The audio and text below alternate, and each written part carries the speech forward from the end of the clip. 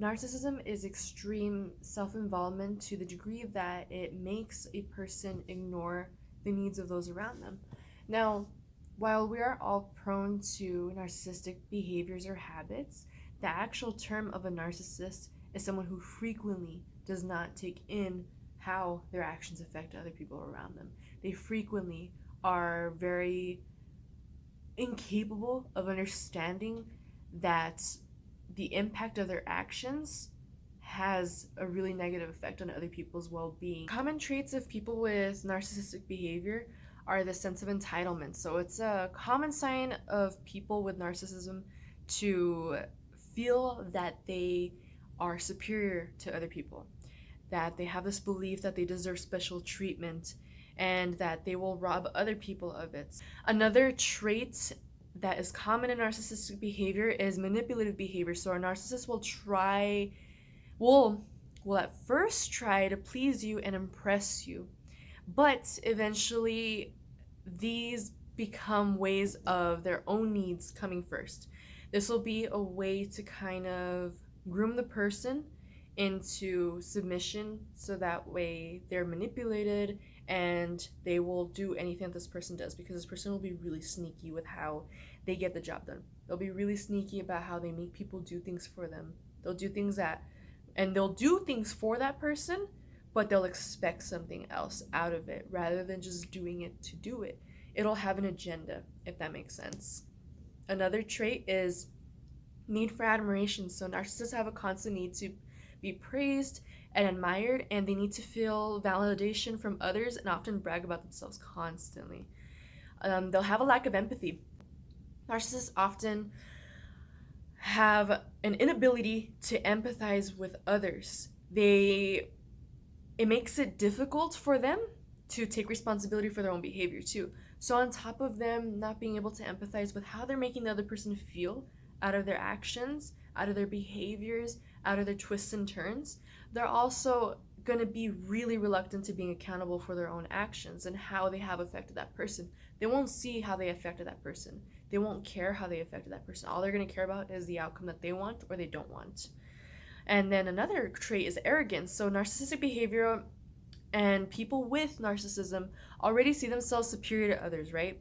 So they become rude or even abusive when they don't receive the treatment that they think they deserve. So when they're not entitled to something, when they're not able to manipulate someone, when they're not being admired 24/7, when someone's trying to make them accountable, when someone is trying to voice their own concerns and their feelings. So they may speak or act rude toward those who they deem inferior to themselves, if that makes sense. So we just talked about the qualities and traits of a narcissist. Now let's dive into narcissistic abuse, which is the main topic and focus of this video. So the reason why people can get abused by narcissists is because of the way they kind of fish a person in, how they trap a person in. Narcissists are often very charming and charismatic in the beginning especially, and that could lead those around them to let their guards down. And that is also a manipulation tactic to get what they want, to get the person reeled in, to get the person to get lured by them. And in some cases, it will easily target people to become manipulated and abused by these narcissists. Narcissistic abuse can occur in any kind of relationship. So they're not just exclusive to romantic relationships, and it also exists on such a big spectrum. There are many tools of manipulation and abuse that a narcissist can utilize. So knowing the signs and how to spot this is really important. Through narcissistic abuse, it's commonly attributed to emotional abuse. It can be emotional, it can be mental, physical, financial, spiritual, and even sexual to some degrees. So I just want to emphasize that while we're mostly talking about the emotional one, there are definitely other ways that narcissistic abuse shows itself. So I want to make sure that those aren't disregarded as well. In many cases of narcissistic abuse, the goal of the abuser is to manipulate, control, and instill a sense of worthlessness in their victims. So there is going to be a trigger warning. I'm going to just discuss some of the ways that the abuse can present itself. So if this is too sensitive of a topic matter, then I suggest that you do not continue watching this, or you return to this video when you feel ready. I just wanted to give that disclaimer because I know that everybody can be going through their own stuff, and I want to be as sensitive as possible because I don't know what you have experienced up until this point in your life. Okay, so one of the main ways that this happens is gaslighting. Your little tail. Sorry, that was my cat. She loves to join in on the videos every so often, so don't mind her. She loves psychology too and mental health. But back to it. Gaslighting is a common way of narcissistic abuse. Gaslighting is a form of emotional abuse and manipulation involving distorting the truth in order to instill doubt in the receiving person and to the point where they question their own sanity and their own reality. So the ways that gaslighting often manifests themselves is by constantly making you question your own sense of reality. That's the main one. Lies, and then when they're caught, they deny the lie or create another lie to snowball on top of that. They'll trivialize your emotions and make you feel like you're overreacting. They'll tell you how unhappy they are but refuse to let you leave. They will find ways to blame you for things that are not your fault. They'll shower you with affection one day and show no interest the other day. They'll refuse to acknowledge when they have caused you pain as well. So those are the ways that gaslighting can show up. Those are the most common ways. There are probably some other ways that they show up too that you may have been able to identify. So I just want you to know if it hasn't been mentioned, it doesn't mean that these are the only kinds of ways that gaslighting can be shown up. Verbal abuse has both short and long-term consequences. So it includes that it impacts mental health because those are the things that you'll hear and they'll resonate within your head and they'll echo in there and they'll just cause you to have a different distorted perception of yourself too.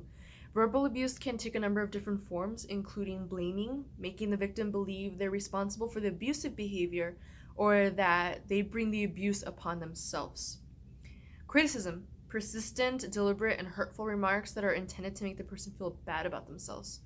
Judging, looking down on the victim, not accepting them for who they are or holding them to unrealistic expectations. Name calling is another one too.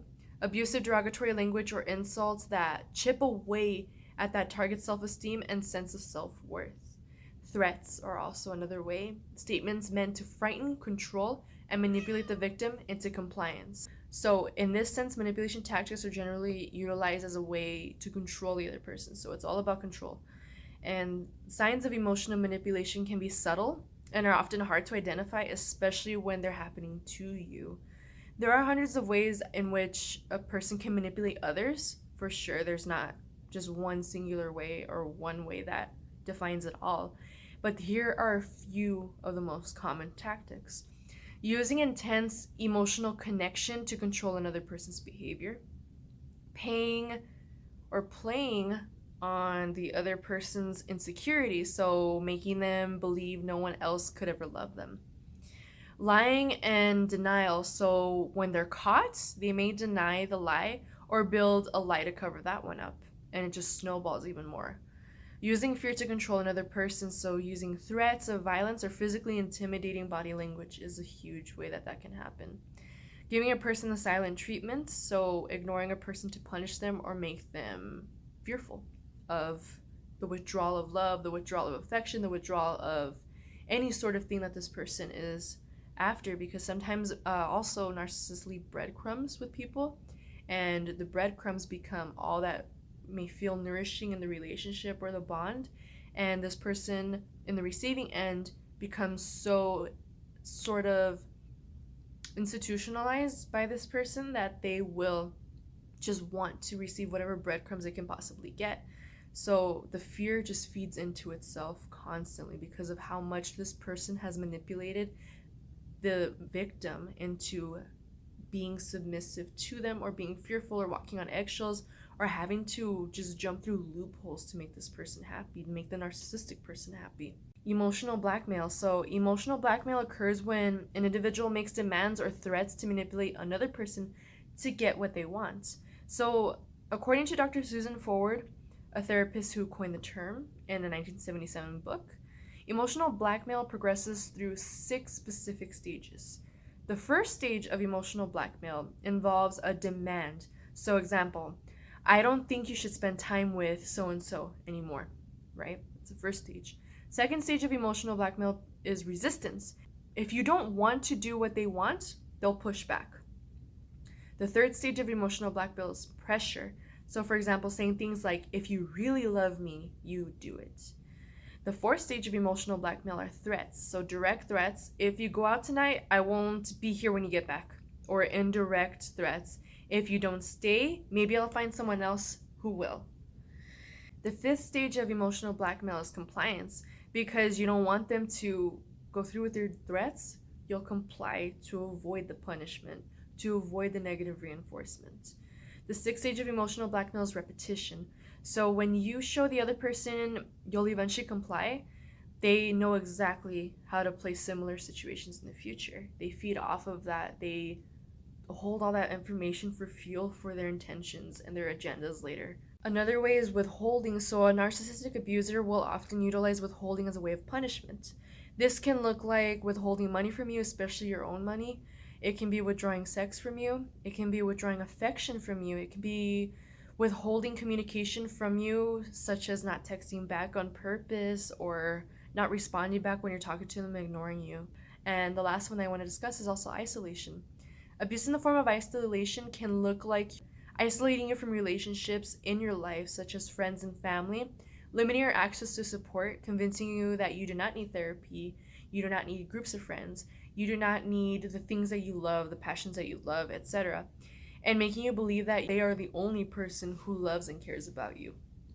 Isolating you to the point where you cut off all ties with the people who love and care for you, and especially in cases where somebody is concerned about you and raises these concerns about the said narcissist, that narcissist will catch on and really, really isolate you from that specific person who is aware and concerned about you and what they're doing to you. With all this in mind, I know it's a lot to take in and it's a heavier topic matter, but if you're watching this and you relate to this, or if you're watching this because someone sent it to you because they care about you, you are not alone. Whether you are just beginning to recognize signs of narcissistic abuse in your life or you're recovering from a relationship that you're no longer in, it's important to know that you're not alone, even if it feels like it is. If you have recognized this and you want to seek help, you want to seek support, or you just want someone to talk to, you can text a crisis text line. So text HOME to 741 741. You can also text the National Domestic Violence Hotline by texting START to 88788. I hope this video has been informative to you, and I hope that this is also a way of empowering you. That is what it's intended for. It's not intended to make you feel worse about yourself or to put yourself down, not in any way, shape, or form. It's to raise awareness to those who need it. Knowledge can be very empowering, and once you have a blueprint, you can take the necessary steps to take care of yourself. You can take care of your emotional and mental health because it deserves to be a priority. Thank you for watching, and I hope you have a great day.